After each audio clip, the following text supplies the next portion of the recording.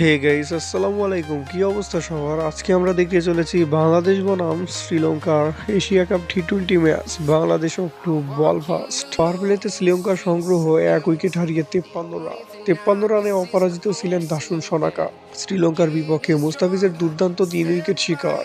জয়ের জন্য বাংলাদেশের দরকার 169 run. Bangladesh need 169 run to win. সাইফের দুর্দান্ত 50। 61 রানে থামলেন সাইফ হাসান। ওভারে 16 রান হৃদয়ের। 31 বলে হৃদয়ের 50। বাংলাদেশ নাগিন্স পাওয়ার। সাইফ হৃদয়ের দুর্দান্ত লড়াই। শ্রীলঙ্কার বিপক্ষে দাপটে জয় পেল টাইগাররা। দুর্দান্ত ব্যাটিং ও ফিল্ডিংয়ে ম্যাচ সেরা সাইফ হাসান। তো গাইস, আজ এ পর্যন্তই। যে কোনো বাংলাদেশের ম্যাচ এক্সপ্লেনেশন পেতে বা যে কোনো লিগ বা ওয়ার্ল্ড কাপ বিশ্বকাপ ম্যাচগুলো পার্টের ম্যাচগুলো এক্সপ্লেনেশন পেতে আমার চ্যানেলটি সাবস্ক্রাইব করুন।